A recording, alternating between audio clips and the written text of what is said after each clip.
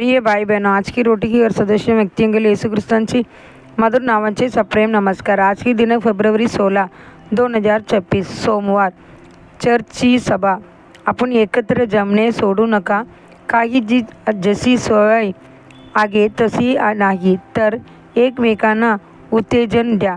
इब्री 10:25 ख्रिस्ती जीवनात चर्च म्हणून एकत्र जमणे अत्यंत महत्त्वाचे आहे। जेव्हा चर्च एकत्र येते तेव्हा आपण तेथे प्रभूला भेटतो, आपण त्याची स्तुती गातो, त्यांची उपासना करतो आणि बंधुभावाची मधुर संगीत आनंद मानतो। सर्वात महत्त्वाचे म्हणजे प्रभू स्वतः आपल्याशी बोलतो। राजा दावीद जाहीर करतो, तुझ्या अंगणाला एक दिवस हजारापेक्षा श्रेष्ठ आहे। दृष्टांची तंबूमध्ये रांगण्यापेक्षा माझ्या देवाची घरात दारावर उभा राहणे मला अधिक प्रिय आहे। स्तोत्र 84:10 दावीद महान राजा होता, तरीही त्यांचे मन राजवाडा किंवा राजवैभवाकडे नव्हे तर प्रभूची घराची उंबरठ्या याकडे ओढले जात होते। जेव्हा आपल्याला सांगितले जाते, चला आपण प्रभूच्या घरात जाऊ, तेव्हा आनंदाने आणि दृढ निर्धाराने जाऊया। देवाच्या घरात येऊन आशीर्वाद मिळवल्या 3 व्यक्तीवर थोडक्यात मनन करूया। हेच आशीर्वाद तुम्हालाही मिळू शकतात। आपले हृदय ओतणारी हन्ना। सामुएल 1:15 वाचा। हन्ना प्रभूच्या घरात धावली आणि आपल्या हृदयाची सर्व ओझे त्यांचे पायाशी ओतले। होय, मंदिर हेच तिच्यासाठी दुःख व शोक उतरवण्याचे स्थान होते।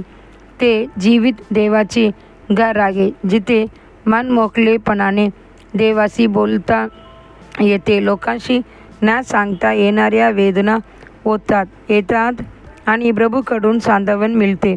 हन्नाने प्रभूसमोर आपले हृदय ओतले तेव्हा प्रभूने तिचे ओझे काढून टाकले आणि तिला पुत्र दिला।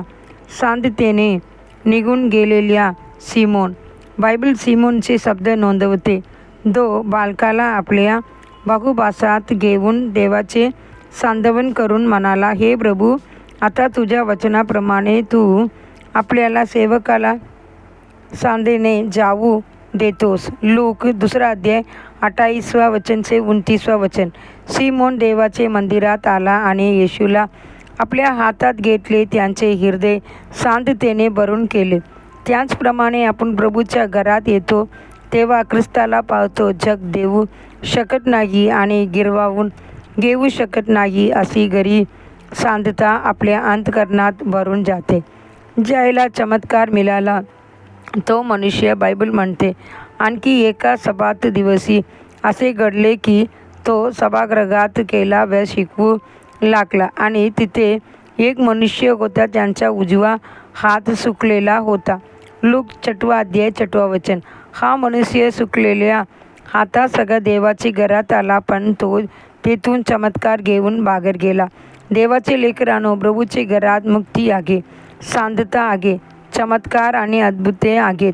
देवाच्या घरात असलेल्या या आशीर्वादात सहभागी होण्यासाठी तुम्हालाही आमंत्रण आहे। अधिक म्हणण्यासाठी वचन, धन्य आहे तो मनुष्य ज्याला तू निवडतोस व ज्याला तू जवळ येऊ देतोस, जेणेकरून तो तुझ्या अंगणात वास करील। तुझ्या घराची, तुझ्या पवित्र मंदिराची बल्याने तुम्ही तृप्त होऊ।